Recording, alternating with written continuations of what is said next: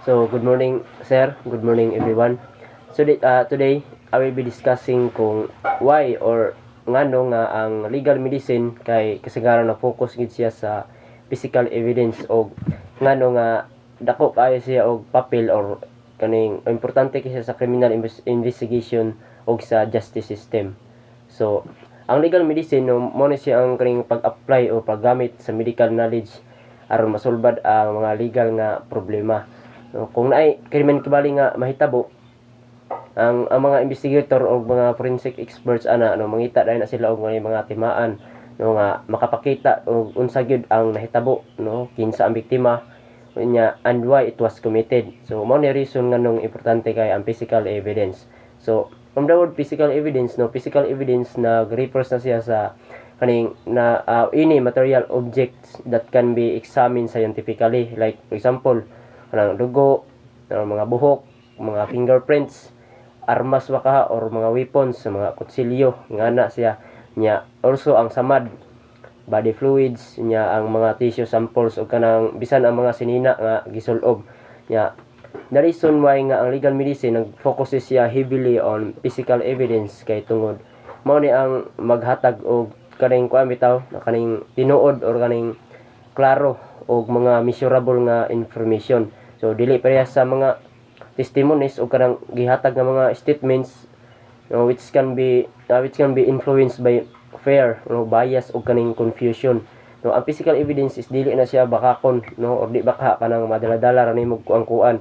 It remains the same ra gyapon na siya pag bisan pag sikinsa ang nag-examine ana. So isa pag ka rason nga ang physical evidence makatabang din na siya sa pag-reconstruct sa panghitabo. Like for example, sa klase sa samad sa victim, mahibawan na dayon diha kung unsa nga klaseng armas ang gigamit or unsa nga weapon ang gigamit diha or unsa ka kusog ang force nga gigamit, and even the position of the suspect during the attack, and also ang kanang bloodstain patterns bitaw mailhan gyapon nato diha kung nagbarog ba, naglingkod or naghigda ang kaning biktima.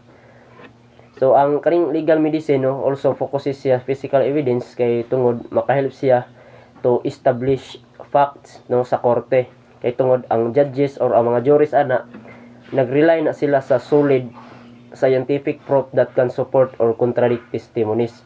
Kung ang mga medical examiner mo present kibali og mga autopsy findings, laboratory results o injury analysis, kini siya is magamit or mahimo nga strong evidence that can prove guilt or innocence. Usually sa mga kaso-kaso, ang physical evidence gyud mao na hinungdan nga masulbad ang krimen. Labi na kung ang mga witness dili motunga nya, kanang dili kasaligan or di baka dili gusto nga musulti. Pinaagi lang sa physical evidence masulbad ang kaso. Kung ang physical evidence nagtabang na siya kay aron matarong bitaw og patas ang process sa justice or kaning hustisya. It prevents wrongful accusation by providing scientific proof og dili lang siya sa kaning istorya lang. So kung ato aging natawon, ang legal medicine nag-focus sa physical evidence kay tungod kini siya is reliable, scientific, objective yun siya, og also essential in uncovering the truth behind the crimes. Makatabang siya sa pag-reconstruct sa events, pag-identify sa suspects, og to support justice through accurate and unbiased information. Without physical evidence, daghay mga crimes nga wala gihapon masolve or remain unsolved na gihapon. Unya mo na rason nga maglisod ang hustisya sa paghimo og kani bitang patas nga desisyon pag-abot sa korte. So mo to ang explanation.